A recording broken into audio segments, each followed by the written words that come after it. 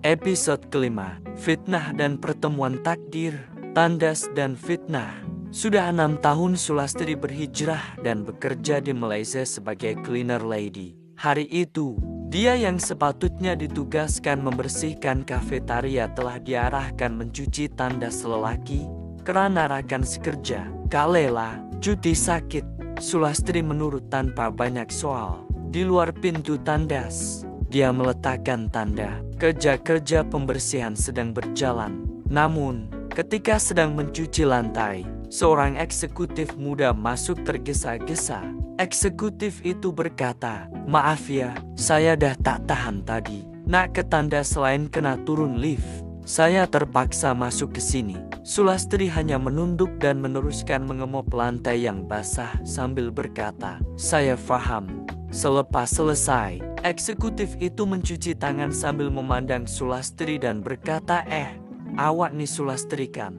Saya Imran, dah lama tak nampak awak." Sulastri berkata, "Ya, saya dah dipindahkan ke kawasan dapur kafetaria." Imran mau meneruskan perbualan, tetapi tiba-tiba cleaner lady muda bernama Nenai, seorang wanita yang suka bergosip, masuk ke tandas dan terkejut melihat mereka berbual mesra. Dia cepat-cepat keluar dan menyebarkan cerita kepada Puan Azura, eksekutif wanita yang sedang minum air di pantry. Sulastri melacur di dalam tandas dengan eksekutif lelaki, katanya dengan nada yang penuh toksik. Fitnah yang menular.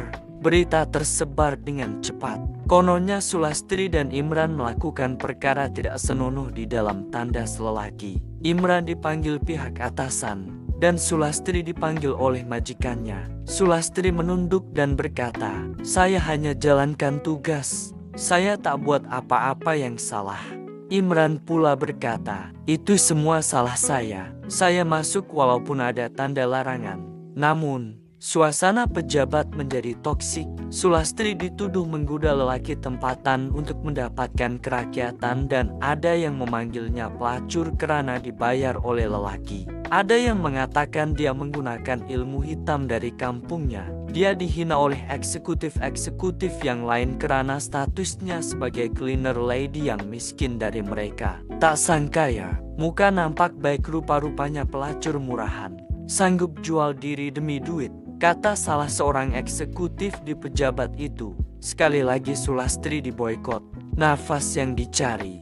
Pada waktu rehat hari itu, Sulastri tidak makan seperti biasa. Seleranya tertutup akibat tekanan di dalam persekitaran toksik. Dia keluar dari bangunan untuk mencari udara segar. Di taman awam berdekatan, dia duduk di bangku batu, termenung. Tiba-tiba, seorang lelaki warga Indonesia menegurnya. "Maaf, awak Sulastri dari desa Ngawi, kan?" Sulastri terkejut dan berkata, "Ya, awak siapa?" Lelaki itu berkata, "Saya Fahmi, tukang jahit di kedai pakaian seragam. Saya selalu berehat dan makan di sini. Kita dari kampung yang sama. Saya dah lama nampak awak di sini." Cinta yang tumbuh. Sejak hari itu, mereka kerap berjumpa. Fahmi seorang lelaki sederhana, tetapi sopan dan penyayang. Dia tahu kisah Sulastri dan tidak pernah memandang rendah. Beberapa bulan kemudian, Fahmi melamar Sulastri untuk menjadi istrinya yang sah. Mereka bernikah secara sederhana, tanpa majelis, dan melalui proses pendaftaran pernikahan dengan bantuan NGO. Sulastri tidak lagi tinggal di flat pekerja. Dia berpindah ke rumah sederhana yang disewa Fahmi. Dikongsi bersama adik perempuan Fahmi yang sudah berkahwin dan mempunyai anak, Rina, yang diterima. Sementara itu, Rina bertemu jodoh dengan Jul, seorang lelaki tempatan yang bekerja sebagai penyelia stor pasar raya. Jul tidak kisah akan kisah silam Rina karena dia berasa Rina serasi dengannya. Dia hanya mahu membina keluarga yang tenang dan bermaruah. Walaupun Rina berdepan dengan pelbagai hinaan dan sindiran dari ahli keluarga dan jiran tetangga, namun Jul tetap mempertahankan istrinya. Jul berkata, "Dia bukan siapa dulu, dia siapa sekarang, dan sekarang dia istri saya yang sah." Cahaya baru. Beberapa tahun kemudian, Sulastri dikurniakan seorang anak perempuan bernama Melati Nurfaiza, manakala Rina dikurniakan 3 orang anak lelaki, Adam, Ilham, dan Rayyan. Mereka hidup sederhana, tetapi bahagia. Sulastri masih bekerja sambilan sebagai pembantu kafetaria, manakala Fami membuka kedai jahit kecil.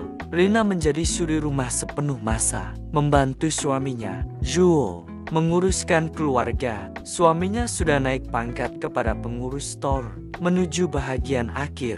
Walaupun jalan hidup mereka penuh liku, fitnah, dan air mata, Sulastri dan Rina membuktikan bahwa wanita yang menjaga marwah akan tetap berdiri. Walau dunia cuba menjatuhkan, Sulastri bersuara di dalam hati, "Aku bukan siapa-siapa, tapi aku tahu siapa aku, dan itu sudah cukup." Bersambung ke episode yang akan datang.